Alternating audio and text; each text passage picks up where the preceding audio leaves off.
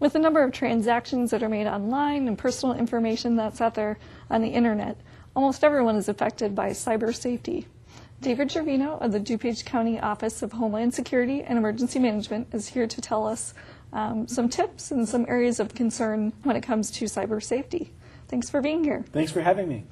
Okay, now almost everyone, I would assume, is on the internet in some way, shape, or form. Whether or not you're actively buying things online or if you have a credit card, if there's anything that you do that your information would be online. What are some of the major areas of concern that people should have with their personal information, with their banking, their finances? Can you go over some of those major areas? Sure, absolutely. You know, one of the areas of concern is that someone will get your account information and then use that to run up fraudulent purchases. And so one of the things you can do to protect that from happening is to use your cards less, to pay in cash when possible if you're, somewhere in person paying for something.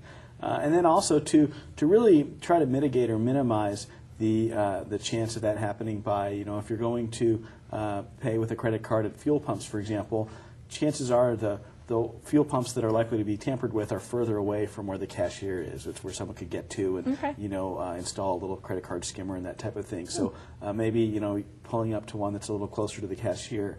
Online, if you're making purchases, using websites that are well known that would be more likely to have some type of security system in place to protect your confidential information.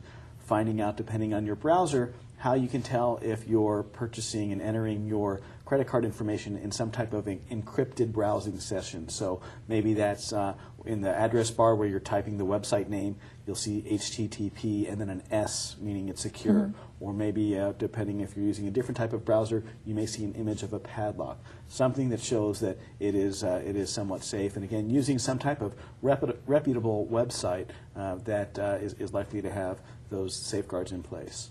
Now, how does this fit into your office's oversight, and what do you do in terms of cyber safety? We work very closely with our local police departments as well as with the state in providing residents with information about how to safeguard themselves from cyber security attacks and that type of thing. Mm-hmm. It's not necessarily just online. If you're in a store and use a credit card, there can be issues there as well. That's right. Anytime, especially if you're, in restaurants, for example, if you're giving your credit card to someone and then they're taking it somewhere else to run it through, you don't know if they have what's called a skimmer, which is just a small device, and all they have to do is just swipe it through that, put it back in their pocket, and then at the end of the day, they can retrieve all that credit card data that they took from you. So yeah, it can definitely happen in person. Even a cashier right in front of you ringing you up can just quickly, underneath the counter, run that through a skimmer again, and then at the end of the day, he or she takes that with them. And so I personally try to pay in cash whenever possible to eliminate that. But I know that some people do like the benefits of a credit card in terms of having extended warranty protection and things like that you get when you're purchasing things via a credit card. Okay, now how are some of the ways you can see a red flag that there might be something wrong? What can people do to watch out for that? If you're paying for something, it's best, especially like at a grocery store or something like that, if you're able to directly swipe the card, like you see at a pedestal, for example, in a checkout lane, and not even hand your card over to someone, that would be a good thing to be able to do. And then also watching alerts that you'd see on the news or you'd see on our website, so that you know if a retailer that you shop at frequently was victimized by this and someone did hack into their system and get the information, you're able to quickly contact your card issuer to cancel that card and get a new one issued. Okay. Would it also be a good idea to have your card numbers and phone numbers somewhere else safe that you can, if you lost your card or something, to make sure someone didn't take your numbers? And yeah, you could have them in a secure place as long as it's not somewhere where someone's going to then get a hold of that, because someone doesn't actually need your card, all they need is the information. So if they found that list, for example, they could still go online and rack up a lot of purchases. Okay. Something else you could do too is go on your card issuer's website and set an alert. I have it so I think the minimum for one of my cards is it has to be like at least $2 or something, but I have it so any purchase over $2, because that was the lowest they let me set it, I get a text message right away, so I know my card was used. And that's something you can do. That way, as soon as you see a fraudulent transaction, you can nip it in the bud before it gets way out of hand. Because the good news is you are protected, so you're not liable for fraudulent purchases. But the bad news is it sometimes can take quite a while to sift through the mess and get everything back to normal. Now, what about these instances like Target and some of the other major retailers and credit card companies and things have had widespread scams and alerts? How would people know about those? The merchant is required to make you aware of that, or the card holder, and in some cases the card holder, or I'm sorry, the card issuer will not tell you exactly where it happened. They'll just let you know that your information has been compromised, and so they're sending out a new card. In some cases, a merchant may actually pay for up to a year of credit monitoring for you. But that's, that specific example you use, like Target or eBay, I think would be another one, is something where the consumer did everything right. It's not like they were careless, they didn't do anything wrong. It was actually someone hacking into the retailer system to get that information. And so that's why, again, to me, if at all possible, I pay with cash. That way I don't have to worry about it at all. The only thing I have to worry about is then getting the cash, right? Is someone going to steal my ATM card number? And generally I find that at banks using ATMs, again, that are either inside the bank or very close to where the tellers are less likely to have card skimmers on them to be able to steal your information. I know a lot of scams go around through email. Can you talk about what are some things to look out for? Sure. So there's common scams called phishing scams, and that's phishing with a PH, phishing. And that's where someone will send you an email that looks to be from a legitimate source but is not. So one common one is from a bank, where it looks like it's from your bank. It's got the logo of your bank, and you click the link, and it looks like your bank's website, but it's really not. And they're asking you for information, account information, saying, well, we need to verify your account. What we see with a lot of these is a lot of phishing scams really play on two different things. One is fear. They make you feel like you've done something wrong, like, oh, you haven't paid your taxes, quick, you need to enter this information so that otherwise you're going to get a huge government fine or something like that. So fear is one. And then greed is the other. Oh, I've got $1 million that I want you to hold for me, but I need your account number so I can deposit in your account, and then I'll give you 10, stuff like that. Right. So really playing off of fear and greed are two things that we see a lot with these phishing scams. And so, if you get an email that you think that looks like it's from your bank, rather than clicking the link, open up the internet browser and go directly to your bank's website. Type that in manually and then log in that way. And that's one way to get around it if, in fact, it is a phishing scam. Okay. If you think you've been a victim of some sort of scam, what would you recommend people do?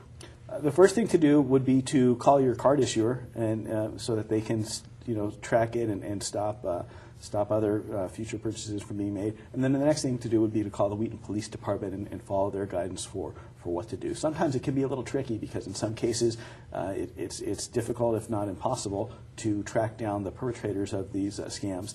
And oftentimes they're conducted in other states, possibly even other countries, which, as you can imagine, would make prosecution very difficult. Okay. Now, as far as social networking, are there cyber scams going on through social networking as well? Any common ones you can think of that? The most common thing I could think of is where someone is sending a message saying, I'm in jail or whatever, and I need you to wire me some money so that I can get out. And people are doing that by possibly impersonating someone's Facebook, for example. They're going to your actual Facebook page, right-clicking, saving that picture, then creating a new Facebook profile, sending a message out saying, hey, everyone, I lost my old, Facebook password. This is my new profile or whatever, and then sending messages as though they're you. So that's one type of identity theft type issue that we see with social networking that's somewhat prevalent. Okay. Are there any groups in particular that are more at risk than others? I think in a lot of cases, older adults who may be newer to computers and maybe didn't grow up with them and aren't as familiar with what normally transactions would or would not occur online, for example, from a bank. Maybe not realizing that a bank's not going to ask you your account number. They know your account number. They're your bank, and that type of thing. Or other people who maybe are down on their luck, and they see something that looks like, oh wow, I could just do this and I'm going to get a lot of money, not really thinking clearly and taking a moment to think, you know what, if it sounds too good to be true, it probably is. Right. As far as children go in the internet, what are some things that you would recommend parents, kind of some basic lessons that they could pass on to their kids about being wary of cyber safety? Yeah, so the kind of the opposite of what we see, and many older adults are very comfortable with the internet. So I'm not trying to put everyone into one category, but kind of the opposite of what we see with some older adults, where they're reticent and not familiar with some of the technology.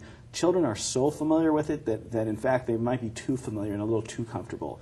And a friend on Facebook is not maybe really a friend, and so teaching children to distinguish the difference between someone that they're talking to online versus someone they're talking to in person, and having guidelines where children don't make new friends or meet new friends online, and determining working in your household to determine when is the appropriate age to let your child have a social media account. What are some rules regarding that? How, are you checking up on that? How does that work? Do you have rules where maybe technology is not allowed in the bedroom, and anything that they're setting on the internet they should be able to do sitting right there at the kitchen table, after meals, stuff like that. So really, I think coming up with some ground rules and talking to your kids, talking about cyberbullying, talking about different internet scams, and making sure that they're aware that just because the message, the email says it's from so and so doesn't mean it's really from him or her, and that type of thing. Okay, great. It was on a larger scale. How is your office working with municipalities or residents with cyber safety? We work really closely with municipal officials as well as our residents in DuPage, really to facilitate communication and an open dialogue, and to let people know when we do hear of some type of scam or something, we put that on our website. We'll send out, in some cases, an alert to let people know so that even more people don't fall victim to it, and really just encouraging people to take these basic steps like we're talking about today so that they're less likely to become a victim. But as we've discussed, you can do everything right and through the fault of someone else still fall victim to some of these scams. But hopefully people will at least take some steps so that they can mitigate and lessen the chances that they'll become a victim to cyber crimes. Now, do you have a resource where people can find out more, the alerts and things you're talking about? Residents can visit us online throughout the month at protectdupage.org. That's protectdupage.org, and they'll see links to the FBI website as well as several other cybersecurity-related websites with helpful tips and information. So as far as mobile phones go, a lot of people access the internet, go on apps. Are there any other concerns specific to mobile phones? Absolutely. People should think of mobile phones as computers, because that's what they are. Two items that I see that are really not nearly as secure as they should be. Computers, people know at work, for example, they lock their workstation when they're not away, and they have a password and things like that. The areas where I always see people are vulnerable, one is fax machines. A lot of offices still have fax machines, and they have confidential stuff coming in on that all the time that anyone walking by can grab, but no one thinks about security for that. And the other is mobile phones, because mobile phones, we have just as much, if not more, personal information and data that you wouldn't want falling into the hands of criminals that like you'd have on a computer. And so keeping in mind things like, a mobile phone is even more likely to get misplaced or stolen than a computer, just based on its size and the fact that you're taking it all these different places with you. And so it's important to have not just a password on your phone, but to actually have your phone encrypted. And in most phones, if you go into the security settings, there's an option to do that. And what encryption does is it scrambles all the data so that someone without that password is not able to go and get it. Because you can have a password, just a regular password on your phone. Someone could still access what's the equivalent to a hard drive, basically, and take that out and put that in another phone and get information on all that data if it's not encrypted. So one thing is considering encrypting your phone. Okay. And that's a security setting. And then the other thing is seeing, through some cell phone providers now, depending on your model of phone, you may have automatically some type of antivirus protection or virus protection like you'd have on your computer. In other cases, you may need to download something, and some of them, there's several free ones available as well as ones you can pay for. but making sure that that you have that on your phone, just like on your computer too. You should have that on your computer, and in many cases, your internet service provider offers that for free, and so it's not something you even have to buy. But making sure you have that so that you're not as vulnerable to threats and viruses and that kind of thing. Because could you be inadvertently downloading something with a virus onto your cell phone just as you would on your computer? Absolutely. We see that sometimes with app stores. You know, if I were to go right now into the app store and type in my bank's name, I'd see one or two legitimate apps, and then I'd see a bunch of other apps that are my bank's name, but the manufacturer or the developer of the app is some company I've never heard of. Now, in some cases, that may be that the bank has contracted some other company to build the app for them. But many times that could be some type of malicious app, and so that's why it's best to actually go from a computer to your bank's website, and normally they'll have a system where they'll send you the link directly to be able to download the app. Okay. But looking up for apps that could be, now I would have thought that maybe if someone had gotten a license for an app, that it would be legit. But that's not the case. That's not always the case. You know, there's been several flashlight apps, or one thing that have several of them that have been known to compromise cell phone data. And you know, one of the things when you download an app and you see the different permissions, look at that list and see, well, you know, if this is just doing this, why does it also need access to my contacts, or why does it need to be able to record phone calls and that type of thing, and seeing if the permissions match the app. Most of the apps I've seen, if the permissions do seem a little strange, like why would it need that for the purpose of the app, in the comments, the developer will actually explain the reason we need access to this is because this is how we do that and whatever, and they explain that. And yeah, so it's really important to download apps from trustworthy sources. Okay.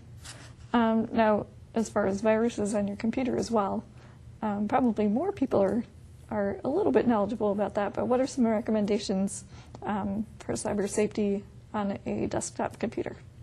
Definitely, you know, not clicking links that if you don't know what they are. If you get an email and you think it's kind of suspicious, don't click the link there. Make sure that you do have antivirus software. Again, it's often provided for free through your internet service provider, and making sure you update that regularly, and that it has some type of firewall that's to block the threats that are incoming, but that it also periodically scans your entire disk looking for different viruses. One of the common ones we're seeing now is one that locks people's computer screen, and actually now even their phone screen. And it's kind of a ransom type thing where it says, you know, you have to pay a bunch of money, or we're going to delete all of your data. And so one of the ways to protect yourself from that to begin with is by making sure you have antivirus software installed and that you're updating it regularly. I know one of the things that our IT department shared with the city is if you have your mouse and you hover over a link that you're not sure about, it'll kind of pop up what the link is if it doesn't match up or if it looks like it's something you've never heard of. Right. It's very possible that it's something malicious. Absolutely. And, you know, something else that came to mind as well is when it comes to passwords, you know, making sure you're using strong passwords. So not words that are found in the dictionary. The best thing would be some random combination of letters, numbers, and special characters that you're able to remember. And also, if possible, differing that so that you don't use the exact same password on every single site, because otherwise people just have to guess your password and figure it out one time, and then they can go to your bank and your email and your utility bills and all these different things, amass all this information, and then you know, steal your identity and apply for other credit cards and all sorts of things. Another thing I would think would be of concern is using a public computer, using somebody else's computer, as far as putting in personal information. That might be a safe thing to do. Yeah, you know, computers can have keystroke lockers where, you know, it's recording everything you're typing. And so I'm always careful, you know, I don't use, like at a hotel, in their business center, I wouldn't use their computer to log into something that's confidential. And similarly, you know, if I'm going to take my own computer, but I'm going to a coffee shop or something that has free Wi-Fi, you know, I'm not gonna log into my bank or something where people would be able to get that information and use it themselves. Great. If you can think of any resources that people can go to, where can people learn more about this type of thing? Throughout the whole month on protectdupage.org, we'll have several tips, resources, and links about cybersecurity to inform residents how they can stay safe from cyber attacks. Great. Well, I really appreciate you sharing these tips. Those are a bunch of those I had not thought of, so thank you very much. Thanks.